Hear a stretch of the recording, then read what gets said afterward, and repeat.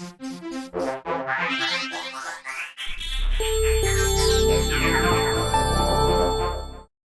I've just come out of a briefing with Toyota engineers and executives talking about the 300 series, and I now have enough information to do a detailed on-paper comparison between the 200 and the 300 series and tell you which one is better for payload and also for towing weights. Now in this video I'm also going to talk a bit about some of the accessory information I found out, and also how the 200 and the 300 variants stack up for payload. Now I'm not going to go through a lot of 300 detail because I've already done that with this video, which is an hour long, and it goes through everything possible I could imagine about the 300 series, and that is all still valid even though that was a prototype drive. We did a reader Q&A on this one, and I explained roof rack load limits on that one and towing weight. So basically I'm not going to repeat information here. Please go watch those videos. So let's talk about the payload first off. So with the LC200 we had curb weights ranging from about 2640 to 2740. The LC300 is lighter, it goes from 2495 up to 2630. Now the difference there in curb weight ranges from 110 to 160 kilograms, not as much as Toyota was saying, around about 200, but still it is a lighter vehicle. Now that doesn't make a lot of difference in itself because we need to get to the payload. Now to do that we need to talk about the GVM. For all grades of the 200 that was 3350 kilograms, for the 300 it's a bit lighter at 3280. Now comparing here the GX, GXL, VX and Sahara, in the 200 series there's no equivalent of the Sahara ZX or the GR Sport. Now here's the actual numbers we need to look at, and that is the payload.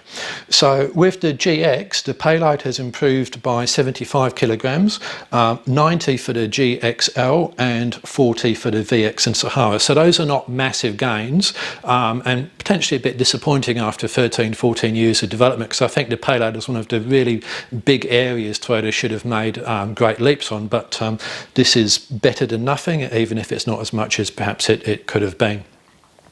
Now here's a graph which shows the differences. So that's the 300 and that's the 200 payload there, so you can see that there is a bit of an improvement across the range. A couple more weight limits to go through. The first one is the roof load limit, which is only 100 kilograms. That's down a bit from the 200 series. I do have another video explaining all of the ways that you can calculate your roof load limit, so have a watch of that if you want to learn more about roof loads.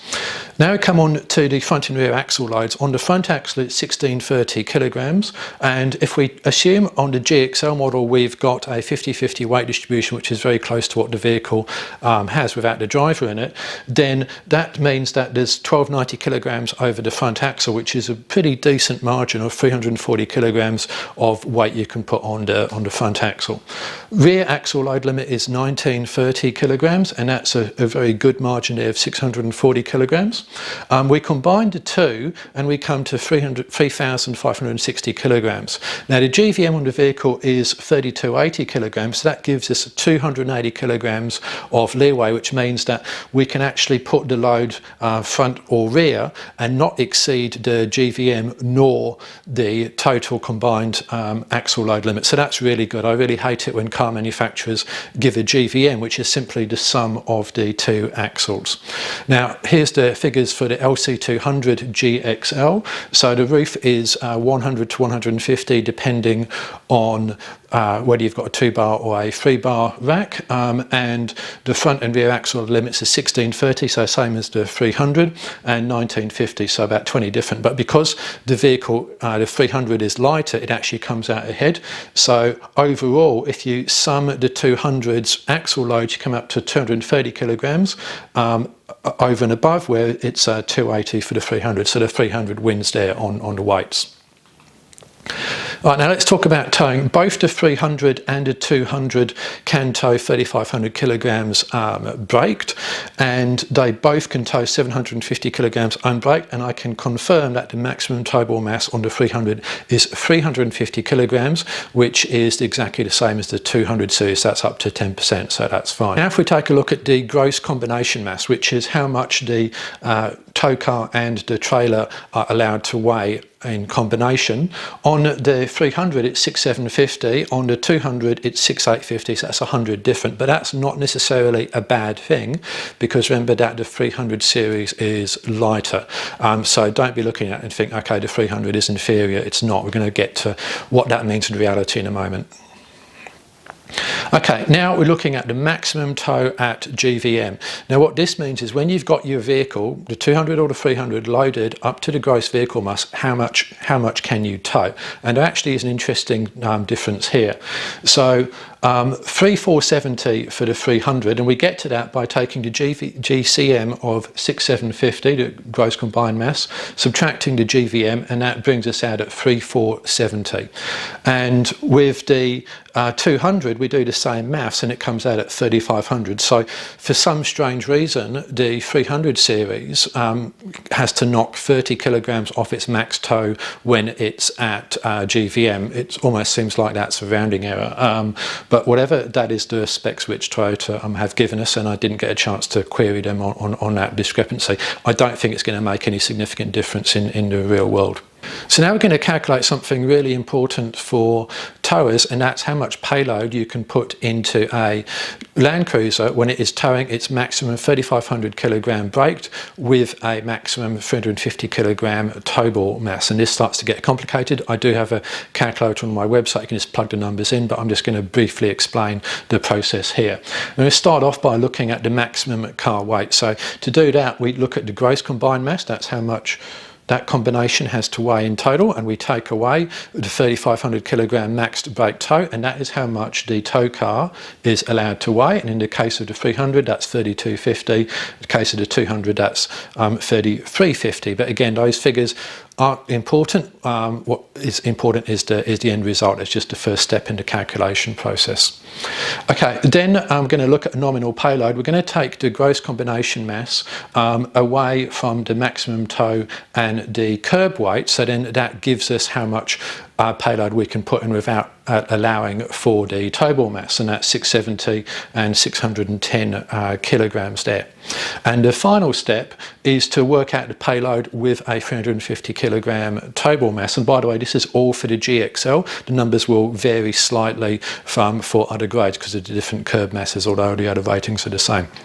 Anyway, for this we take the GVM and the curb and the towable mass, and we add to that the GVM and the maximum car weight, and that gives us a payload of 350 kilograms for the 300 and 260 for the 200. So that's a 90 kilogram difference there. So if that's all complicated, again, just use my calculator, it works it all for you. Basically, if you tow 3,500 kilograms, you'll have 90 kilograms more payload in the 300 series GXL than you would in the 200 series GXL. Now, a little bit on accessories here, some nuggets I picked up from the point there. So thanks to Matt Rodonicus for asking the questions which I was about to ask, but he got there first, good on him. Recovery points are rated to 8,000 kilograms. Bull bar. Notice in the press release that the approach angle had changed by 2 degrees, and they just said, yep, that's correct. So aftermarket people, here's your chance to make a bull bar, which actually improves the approach angle as opposed to reduces it. Now the ground clearance, depending on which press release you read, it's either 5 or 10 millimeters increased, and I think Toyota have now learned that they should measure ground clearance underneath the rear diff as opposed to some arbitrary point underneath the chassis. Regardless, it is extra, and I said, okay, if it's extra, does that mean the rear diff is smaller? And the answer is no, it doesn't. What they've done is they've just changed the housing design, so that's good news there.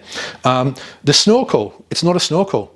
That's wrong. It is a raised air intake. I asked and they specifically said it is not waterproofed. So, hello Safari, off you go, start work. Okay, so let's summarise the towing and the weights then. So the first thing is both vehicles can tow 3,500 kilograms. Next one is the 300 is more powerful. It's got more gear ratios. The gear ratios change twice as quickly according to Toyota. The only disadvantage from the 300 series really is it's got a shorter range because of that smaller fuel tank. I explained that in my other 300 series video. Now the 300 does gain payload, not as much as we'd hoped, only between 40 and 90 kilograms depending on the variant, so that's actually quite disappointing, but you know, you take every kilogram of payload wherever you can get it. Now, interestingly, for some reason the 300 series has to reduce its max tow by 30 kilograms when it's at GVM. I don't think that's really going to make a difference in real world towing applications, but there it is. But what is more important is that the 300 series has a better payload when it is towing than the 200 series, and also those rear axle loads and the front axle loads there's a greater difference between the sum of the rear axle loads and the GVM, so that again helps with the tow weight as well. So for all of those reasons, I would say that the 300 series is better than the 200 series as a tow car. It's better on paper all the way around on weights, and it's a better vehicle to drive. It's more powerful, more gear ratios, etc. So a slight improvement there. So I hope you found this video useful. If you've got any questions, please drop them in the comments. Please like, subscribe, share, and thank you for watching.